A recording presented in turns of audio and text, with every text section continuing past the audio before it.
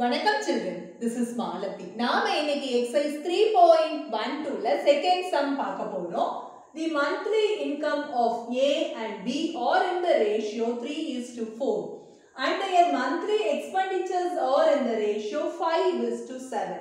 If each saves rupees 5,000 per month, find the monthly income of each. அதாவது A மற்றும் B இன் மாத வருமானங்களின் விகிதம் 3:4 மற்றும் அவர்களுடைய செலவுகளின் விகிதம் 5:7 ஆகவும் இருக்கின்றன. ஒவ்வொருவரும் மாதம் ரூபாய் 5000 சேமிக்கிறார்கள் எனில் அவர்களுடைய மாத வருமானத்தை காண்க அப்படின்னு இருக்காங்க. முதல்ல கொஸ்டினை படிச்சு நம்ம புரிஞ்சுக்கிட்டோம்னாவே நம்ம ஈஸியா அதை செஞ்சிட முடியுங்கிறது உங்களுக்கு தெரியும். பாருங்க, ஏன்னு ஒருத்தர் இருக்காரு, பின்னு இன்னொருத்தர் இருக்காரு. இவருடைய வருமானம் பாருங்க, வருமானங்களின் விகிதமா கொடுத்திருக்காங்க. ஏ மற்றும் பி ஆரோட மந்த்லி இன்கமோட ரேஷியோ அப்படின்னு கொடுத்திருக்காங்க. ஏன்னு ஒருத்தர், பின்னு இன்னொருத்தர். இவங்களுடைய மாச வருமானம் இருக்கு இல்லைங்களா, அதனுடைய ரேஷியோன்னு கொடுத்திருக்காங்க. அப்போ இது 3யும் இது 4ம், அதாவது 3:4 அப்படின்னு கொடுத்திருக்காங்க. அதாவது விகிதத்துல கொடுக்கும் போதே உங்களுக்கு தெரியணும், ரேஷியோல கொடுத்தாவே சிம்பிளிஃபைடு ஃபார்மா தான் கொடுப்பாங்க, சுருங்கிய வடிவமா தான் கொடுப்பாங்க.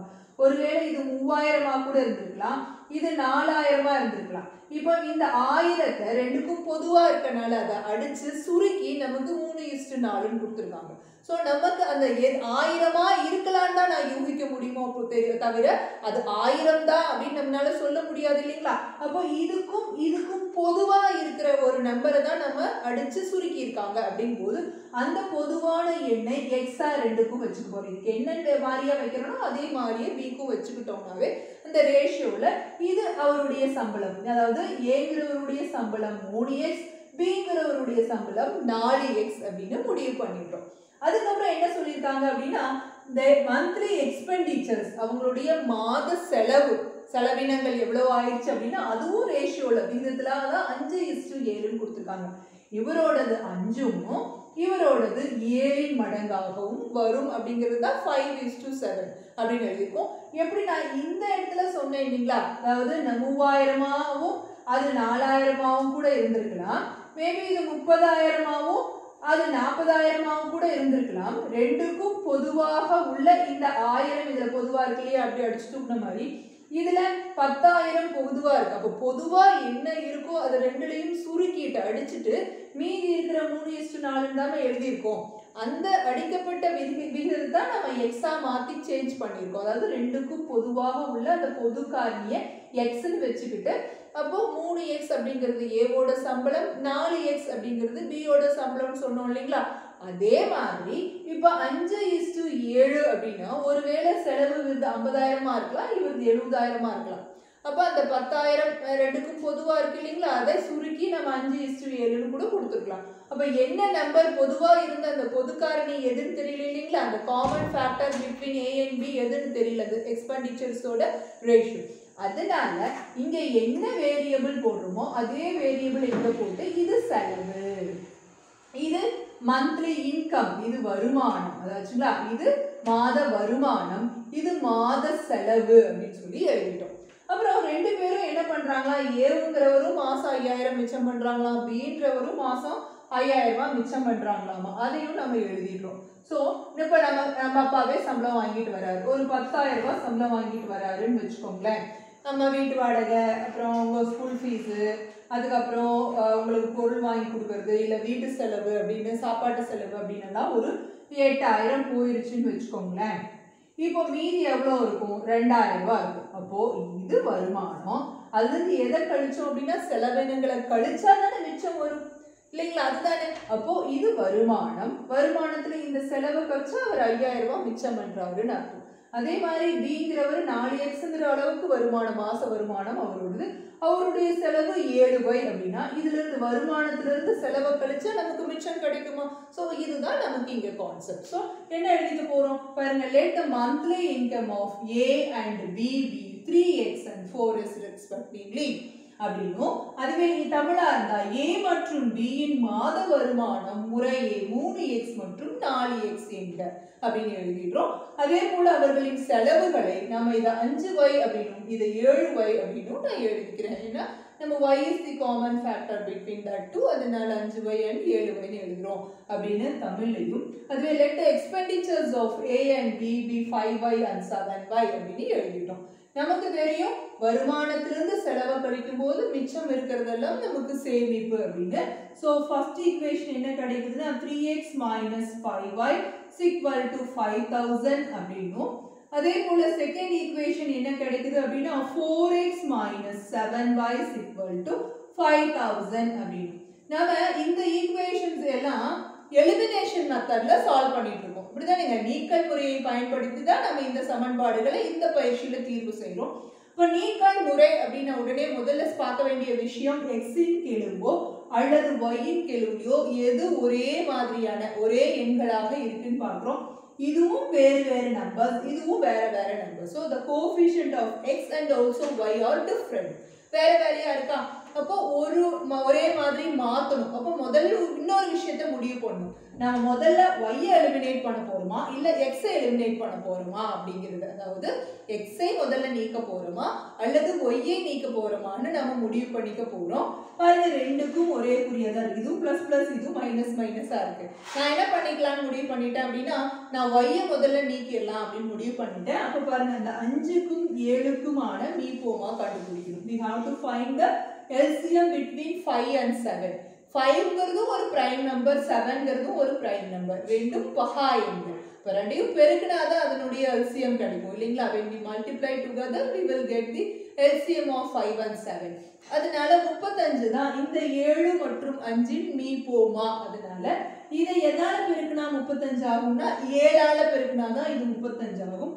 அதனால முதல் சமன்பாட்டை நான் 7ஆல பெருக்கிறேன்னு சொல்லி இதையும் 7ஆல, சோ 21x, இதையும் 7ஆல, சோ 35y, இதையும் 7ஆல, சோ 35 ஆயி 3 zeros பின்னால போட்டு இது தேர்ட் ஈக்குவேஷனா மாறிடுச்சு. ஓகேங்களா? இப்போ இந்த 7 35 ஆகணும் அப்படினா இத 5ஆல பெருக்கணும் இல்லீங்களா? So multiplying by 5 on the left and the right side of this second equation. பாருங்க இரண்டாவது சமன்பாட்டை so 5ஆல பெருக்குறோம் அப்படினு போட்டுட்டோம். 5ஆல பெருக்கும்போது 20x minus 35y சமம் in 25ங்களா? so 5 5s are 25. அப்புறம் அந்த 3 zeros பின்னால போட்டு இது fourth equation அப்படினு நாம எழுதிட்டோம். இப்போ என்னன்னா இது ரெண்டும் ஒரே குறியா இருக்கு. ஒரே குறியா இருந்தா கூட்டினா நமக்கு மறுபடியும் -70y வந்துரும். y வந்து எலிமினேட் ஆகாது. அப்ப என்னதான் பண்ணனும்னா சேம் சைனா இருந்தா நாம கழிக்கணும், டிஃபரண்ட் சைனா இருந்தா நாம கூட்டிக்கணும். இப்போ இது சேம் சைன், சோ கழிக்கணும் அப்படின உடனே கீழ இருக்கிற ஈக்குவேஷனோட சைன்ஸை மாத்திக்கணும். இப்போ இதனுடைய குறிகளை மாத்துறதுனா இது பிளஸ்ல இருக்கு, இது மைனஸ் ஆக்கிக்கிறோம். இது மைனஸா இருக்கிறத பிளஸ் ஆக்கிக்கிறோம், இது பிளஸ்ஸா இருக்கிறத மைனஸ் ஆக்கிட்டு இப்போ நம்ம நார்மல் அடிஷன் ஆஃப் இன்டிஜர்ஸ் அதாவது முழுக்களின் கூட்டல் பண்ண போறோம். பாத்தீங்கன்னா இது ரெண்டுக்கும் போயிடுது. இப்போ பார்த்தா 21ல 20 போச்சுன்னா 1x சமம் 35ல 25 போச்சு அப்படின்னா 10000 அப்படின்னு நமக்கு x ஓட வேல்யூ 10000 அப்படின்னு கிடைச்சிருச்சு.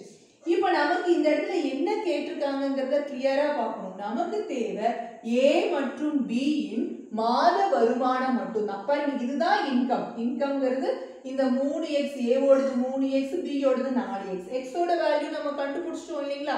y ஓட வேல்யூ கண்டுபிடிக்கணும்ங்கற அவசியம் இல்லை. ஏன்னா நமக்கு x ஓட வேல்யூஸ் போட்டாவே இதுல சப்ஸ்டிட்யூட் பண்ணோம்னா அவங்களோட monthly income of A and B கிடைச்சிரும் அப்படிங்கிறதுனால சோ நமக்கு x ஓட வேல்யூ 10000 கிடைச்சிருக்கு. இங்க நமக்கு income of A and B மட்டும் தான் கேட்டிருக்காங்க. நமக்கு expenditures of A and B கேட்கவே இல்லை அப்படிங்கும்போது x வேல்யூ கிடைச்சதே நமக்கு போதும்.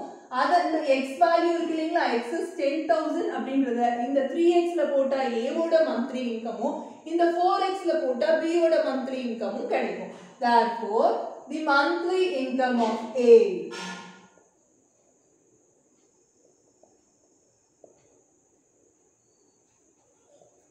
is for the 3x ல 3 into 10,000 is 30,000 rupees.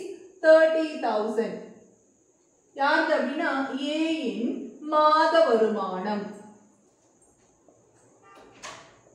அதே போல B இன் மாத வருமானம் கண்டுபிடிக்கணும் அப்படினா the monthly income of B.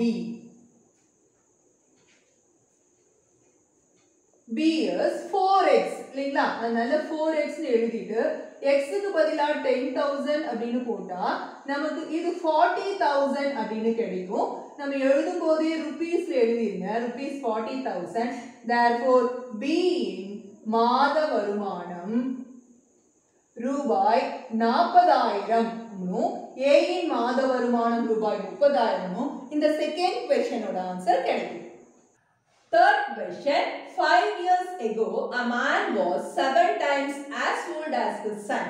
By 5 years hence, the man will be 4 times as old as his son. Find their present age. அதாவது 5 வருடங்களுக்கு முன்பு ஒருவருடைய வயதானது அவருடைய மகனின் வயதை போல் 7 மடங்காகும் 5 வருடங்கள் கழித்து அவருடைய வயதானது மகனின் வயதை போல 4 மடங்காக இருக்கும் எனில் அவருடைய தற்போதைய வயது என்ன அப்படின்னு கேட்டிருக்காங்க அதாவது அப்பா மற்றும் மகனுடைய வயதை பத்தி சொல்லியிருக்காங்க 5 வருஷத்துக்கு முன்னாடி அப்பாவோட வயசு எப்படி இருக்கு அப்படின்னு இருக்காங்க பாருங்க 5 years ago a man was 7 times as old as his son 5 வருஷத்துக்கு முன்னாடி அப்பாவோட வயசு எப்படி இருக்குன்னா மகனோட வயதை போல 7 மடங்கு 7 times அப்படினா 7 into his son's age அந்த மாதிரியும் அப்புறம் ஒரு 5 வருஷம் கழிச்சு அவங்களோட அப்பா வயசு அதாவது 5 years hence அப்படினா after 5 years அப்படினு அர்த்தம் கழிச்சு அப்பாவோட வயசு மகனோட வயதை போல 4 times 4 மடங்காக இருக்கும் அப்படினு சொல்லியிருக்காங்க சோ நமக்கு என்ன அப்படினா இப்போ அவங்களோட வயசு அப்பாவோட வயசும் மகனோட வயதும் என்ன அப்படினு கேட்டிருக்காங்க அதாவது ரெண்டு பேரோட வயசை பத்தி கேட்டிருக்கனால நம்ம ரெண்டு வேரியபிள்ஸ் யூஸ் பண்ணனும் x and y ங்கற இரு மாறிகளை பயன்படுத்தணும் ஏனா ரெண்டு பேருடைய வயது தற்போதைய வயது என்னன்னு கேட்டிருக்காங்க அப்போ என்ன கேட்டிருக்காங்களோ அதை தான் நாம இப்ப தேவையாக நாம வெச்சுக்கணும் அப்போ நாம let the present age of father அப்பாவோட வயசை x னும் and his son be y அப்படினு வெச்சுக்கிட்டோம் அதாவது தந்தையின் தற்போதைய வயது x னும் மகனின் தற்போதைய வயது y அப்படினு two வேரியபிள்ஸா நாம வெச்சுக்கிறோம் இப்போ ஒருவேளை என்னோட வயசு இப்போ 30 அப்படினு வெச்சுக்கோங்களே 5 வருஷத்துக்கு முன்னாடி என்னோட வயசு என்னவா இருக்கும் அப்படினா இந்த 30ல 5 கழிச்சு நான் 25 ஆயிருக்கும் இல்லீங்களா அப்புறம் இப்போ 30 அப்படி நான் சொன்னேன் இல்லீங்களா 5 வருஷத்துக்கு அப்புறம் என்னோட வயசு என்ன இருக்கும் அப்படினா +5 5 வருஷம் கூடிரும் அப்போ 35 ஆக மாறும் இல்லீங்களா அந்த மாதிரி இங்க ஃாதரோட ஏஜ் நாம x அப்படினு வெச்சிருக்கோம் 5 வருஷத்துக்கு முன்னாடி அவரோட வயசு என்னவா இருக்கும்னா அதுல 5 கழிச்சு x - 5 ஆ இருக்குமா ஓகேங்களா அதே மாதிரி இப்போ y தான் பையனோட வயது அப்படினு வெச்சிருக்கும்போது 5 வருஷத்துக்கு முன்னாடி அப்படிங்கும்போது y ல இருந்து 5 கழிக்கணும் so y - 5 was the age of his son before 5 years so 5 வருஷத்துக்கு முன்னாடி அப்பாவோட வயசு x - 5 மகனோட வயது y - 5 சோ அத தான் முதல்ல சொல்ல போறோம் before 5 years 5 வருடங்களுக்கு முன்பு அப்பாவோட வயசு தந்தையின் வயது என்னவா இருக்கும் அப்படினா x - 5 அதே மாதிரி மகனின் வயது son's age வந்து y - 5 for 5 years முன்னாடி இந்த ரெண்டு ஏஜ்க்கு இடையில ஒரு ரிலேஷன்ஷிப் சொல்லிருக்காங்க அதாவது என்ன சொல்லிருக்காங்க அப்படினா அப்பாவுடைய வயது அப்படிங்கிறது x - 5 மகனுடைய வயதை போல் அப்படினா y - 5 மகனுடைய வயதை போல் 7 மடங்கு அப்படினா 7 into அப்படினு அர்த்தம் அதாவது 7 பெருக்கல் அர்த்தம் 7 மடங்கு அப்படினா யாரோடது மகனுடைய வயதை போல 7 மடங்கு அப்படிங்கும்போது மகனுடைய வயது பெருக்கல் 7 அது எதுக்கு ஈக்குவலா இருக்கும் அப்படினா x - 5 க்கு ஈக்குவலா இருக்கும் இத நாம ஃபர்ஸ்ட் ஈக்குவேஷனா வெச்சுக்கிறோம் ஓகேங்களா after 5 years போனதா சொல்லிருக்க பாருங்க 5 years hence அப்படினு இருக்காங்க 5 வருடங்கள் கழித்து அவர்களுடைய வயதானது இப்ப 5 வருஷத்துக்கு அப்புறம் அப்படிங்கும்போது இப்போத வயசு அப்பாவுது x மகனோடது y 5 வருடம் கழிச்சு அப்படினா அப்பாவுக்கும் 5 வயசு கூடும் மகனுக்கும் 5 வயது கூடும் இது என்ன ஆகும் அப்படினா x + 5 ஆயிடும் இது y + 5 ஆயிடும் அப்போ after 5 years அதாவது 5 வருடங்களுக்கு பிறகு father's age அப்பாவோட வயசு நமக்கு எப்படி இருக்கும் அப்படினா x + 5 அதே போல மகனுடைய வயது எப்படியா இருக்கும் அப்படினா y + 5 ஆ இருக்கும் இந்த ரெண்டு பேர் வயசுக்கான ஒரு ரிலேஷன்ஷிப் சொல்லிருக்காங்க பாருங்க 5 வருடங்கள் கழித்து அவர்களுடைய வயதானது மகனின் வயதை போல் 4 மடங்கு அப்படினு இருக்காங்க அதாவது அப்பாவோட ஏஜ் வந்து சன்னோட ஏஜ் மாதிரி 4 டைம்ஸ் அப்படினு இருக்காங்க ஸோ அதை நம்ம எழுத போறோம். ஆஃப்டர் 5 years அப்பாவோட வயசு என்ன அப்படின்னா x plus 5. அது எதுக்கு ஈக்குவல் அப்படின்னா 4 times மகனோட வயசுக்கு ஈக்குவல் அப்படின்னு இருக்காங்க. 4 மடங்கு பையனோட வயதுக்கு சமம் அப்படின்னு இருக்காங்க. ஸோ 4 மடங்கு 4 இன்டூன்னு சமம் அப்படிங்கிறத நம்ம x plus 5 is equal to 4 into y plus 5 எழுதிட்டோம். இதை ரீஅரேஞ்ச் பண்ண போறோம். ரீஅரேஞ்ச் பண்ணி வேரியபிள்ஸ்லாம் லெஃப்ட் சைடும் கான்ஸ்டன்ட் எல்லாம் ரைட் சைடு வர மாதிரி. ஏன்னா நம்ம இது நீக்கல் முறையை பயன்படுத்தி தீர்வு செய்யணும் அப்படின்னா மாறிகள் எல்லாம் இடது பக்கமும் மாறிலி உறுப்பு வலது பக்கமும் வரணும் இல்லைங்களா? அதனால இதை ரீஅரேஞ்ச் பண்ண போறோம். அப்போ இது x plus 5 அப்படின்னும் வலது பக்கம் 4y plus 20 அப்படின்னும் வரும். அப்ப x எல்லாம் மட்டும் இடது பக்கம் x உம் y உம் இடது பக்கம் கொண்டு வரணும்னா பாருங்க இந்த -4y இங்க கொண்டு வந்துருவோம். 20ல இந்த 5 அந்த பக்கம் கொண்டு போகுது -5 ஆகி x - 4y சமம் 15 அப்படின்னு இந்த இரண்டாவது சமன்பாடு மாறிடும். பாருங்க இந்த ஃபர்ஸ்ட் சமன்பாடை நம்ம எடுத்துக்கலாம். This is x minus 5 is equal to 7 into y minus 5 இருக்கு இல்லைங்களா? இப்போ x minus 5 is equal to இந்த 7 ஆல பெருக்கும்போது 7y minus 35 ஆகும். நமக்கு x y எல்லாம் இடது பக்கமும் வலது பக்கம் நமக்கு நம்பர்ஸ் ஆகும் வேணும் அப்படின்றதுனால பாருங்க x இந்த plus 7y லெஃப்ட் சைடு வரும்போது -7y இந்த -35 ரைட் சைடுல அப்படியே இருக்கு. இந்த -5 ரைட் சைடு கொண்டு போகும்போது +5 இது -30 லெஃப்ட்ல x -7y அப்படினும் இதுதான் செகண்ட் ஈக்குவேஷன். இதுதான் ஃபர்ஸ்ட் ஈக்குவேஷன். So -30 அப்படிங்கிறது இதுதான் x - 7y is equal to -30 அப்படிங்கிறது ஃபர்ஸ்ட் ஈக்குவேஷன். இப்போ இந்த ஃபர்ஸ்ட் ஈக்குவேஷன் இந்த செகண்ட் ஈக்குவேஷனையும் எலிமினேஷன் மெத்தட்ல சால்வ் பண்ண போறோம். அதாவது நீக்கல் முறையில இத தீர்வு செய்யணும். x -7y சமம் -30 அப்படிங்கிற முதல் சமன்பாட்டை இந்த இரண்டாவது சமன்பாட்டுக்கு கீழே எழுதிட்டோம். இப்போ பாத்தீங்கன்னா x ஓட கெழுக்கள் அதுக்கு சமமா இருக்கு இல்லைங்களா? ரெண்டு சமன்பாட்லயும் x ஓட கெழு சமமா இருக்கு. that is x coefficient are same. அப்புறம் குறிகள் பார்க்கணும். குறிகள் ரெண்டும் ஒரே குறியா இருக்கு. ரெண்டும் ஒரே குறியாக வரும்போது கழிச்சா மட்டும் தான் அது எலிமினேட் ஆகும் அப்படின்றதுனால கழிக்க போறோம். சோ கீழ இருக்கிறதோட சைன்ஸ் சேஞ்ச் பண்ணனும். ரெண்டாவது அந்த கீழ இருக்கிற ஃபர்ஸ்ட் சமன்பாட்டோட குறிகளை மாத்திட்டோம். பாருங்க இது ரெண்டையும் கூட்டும்போது இது போய்டும். இப்போ 7 plus 7y ல -4y போகுது. அப்ப என்ன ஆகும் அப்படின்னா 3y is equal to இது plus 30 அதுவும் plus 15 so 45 அப்படின்னு கூட்டிட்டோம். y is equal to 45/3 நமக்கு y15 அப்படின்னு கிடைக்குது. ஓகேங்களா? இப்போ என்ன பண்றோம் அப்படின்னா substitute y is equal to 15 எந்த ஈக்குவேஷன்ல சப்ஸ்டிட்யூட் பண்ணலாம் செகண்ட்லியா ஃபர்ஸ்ட்லியான்னு ஒரு நிமிஷம் பார்க்கணும். இப்போ பார்த்தோம்னா பாருங்க இது லெஃப்ட் சைடுல ஒரு மைனஸ் இருக்கு ரைட் சைடு பிளஸ்ஸா இருக்கு. இது இங்கேயும் மைனஸ் இருக்கு இங்கேயும் மைனஸா இருக்கு. சோ இதுல விட இதுல சப்ஸ்டிட்யூட் பண்றது நமக்கு ஈஸியா இருக்கும். அதனால சப்ஸ்டிட்யூட் இன் செகண்ட் ஈக்குவேஷன் இரண்டாவது சமன்பாட்டுல பிரதியிட முடிவு பண்ணிட்டோம். So x - 4y is equal to 15 அப்படிங்கிறதுல y யோட மதிப்பு 15 அப்படின்னு போட போறோம். 4 × 15 சமம் 15. இப்போ x மைனஸ் இங்க 60 ஆயிடும் சமம் 15. நம்ம என்ன பண்ண போறோம் அப்படின்னா இங்க இந்த -60 அந்த பக்கம் கூட்டிட்டு கொண்டு போறோம். சோ அது என்ன ஆகும் அப்படின்னா +60 மாறி நமக்கு x ஓட வேல்யூ 75 அப்படின்னு கிடைக்குது. அப்போ x ஓட வேல்யூ அப்படிங்கிறது அப்பாவோட வயசு, y ஓட வேல்யூ அப்படிங்கிறது மகனோட வயசு. சோ அத ஸ்டேட்மென்ட்ல எடுத்து எழுத போறோம்.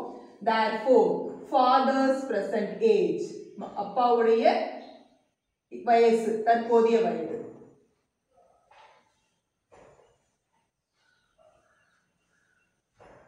என்ன அப்படின்னா நமக்கு 75 வருடம் இயர்ஸ்.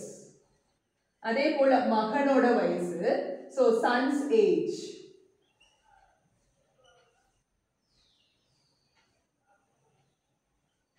y ஓட வேல்யூ தான் son's age அது 15 வருடம். so 15 years இங்கிலீஷ்லயும் தமிழ்ல 15 வருடம்னு எழுதலாம். so இதுதான் the third question ஓட ஆன்சர். இவ்வளவுதான்.